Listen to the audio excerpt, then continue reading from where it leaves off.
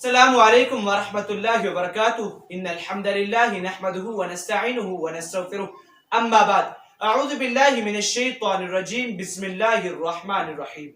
ناظرین کرام، آج آپ کے سامنے میں ایک اور نئی ویڈیو کے ساتھ حاضر ہوا ہوں۔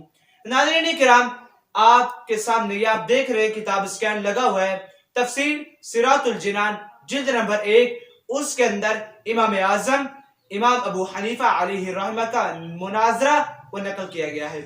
وہ مناظرہ آپ کو بتاتے ہیں کہ امام ابو حنیفہ علیہ الرحمہ کا مناظرہ کیا ہے، پھر انشاءاللہ اس کا اور علمی اور تحقیقی رد کیا جائے گا۔ ناظرین کرام، آپ اسکرین پہ پڑھ سکتے ہیں، جیسا کہ آپ سماعت کریں۔ امام فخر الدین رازی جو کہ تفسیر صراط الجنان کے صفحہ نمبر 40 اور 41 اس پہ یہ مناظرہ موجود ہے۔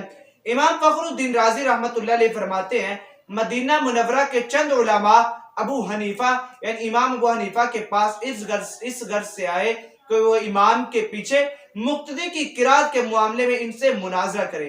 امام ابو حنیفہ علیہ رحمہ نے ان سے فرمایا، سب سے مناظرہ کرنا تو میرے لیے ممکن نہیں ہے، آپ ایسا کریں کہ ایک اپنا مناظرہ وہ مناظر منتخب کر لیں تاکہ میں اس کے ساتھ مناظرہ کر لوں اور وہ تم سے سب سے زیادہ علم والا بھی ہو۔ انہوں نے ایک عالم کی طرف اشارہ کر دیا کہ اس کے ساتھ آپ مناظرہ کر لیں۔ تو امام ابو حنیفہ نے فرمایا، کیا یہ تم میں سے سب سے زیادہ علم والا؟ انہوں نے جواب دیا، ہاں۔ امام ابو حنیفہ علیہ الرحمہ نے فرمایا، کیا میرا اس کے ساتھ مناظرہ کرنا تم سب کے ساتھ مناظرہ کرنے کی طرح؟ انہوں نے جواب دیا، ہاں۔ امام ابو حنیفہ علیہ الرحمہ نے فرمایا، اس کے خلاف جو دلیل قائم ہوگی وہ گویا کہ تمہارے خلاف قائم ہوگی۔ انہوں نے جواب دیا، ہاں۔ امام ابو حنیفہ علیہ الرحمہ نے فرمایا، اگر اس کے ساتھ مناظرہ کروں اور دلیل میں اس پر غالب آ جاؤں تو امام ابو حنیفہ نے فرمایا وہ دلیل تم پر بھی لازم ہوگی۔ انہوں نے کہا، ہاں۔ امام ابو حنیفہ علیہ الرحمہ نے دریافت کیا، وہ دلیل تم پر کیسے لازم ہوگی؟ انہوں نے جواب دیا، اس لیے ہم نے اسے اپنا امام بنانے پر راضی ہیں تو اس بات پر ہماری بات ہوگی۔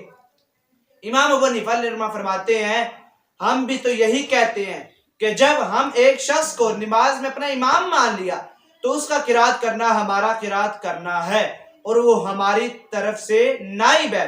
امام ابو حنیفہ علیہ الرحمہ کی یہ بات سن کر سب نے اقرار کر لیا کہ امام کے پیچھے مقتدی قرات نہیں کرے گا۔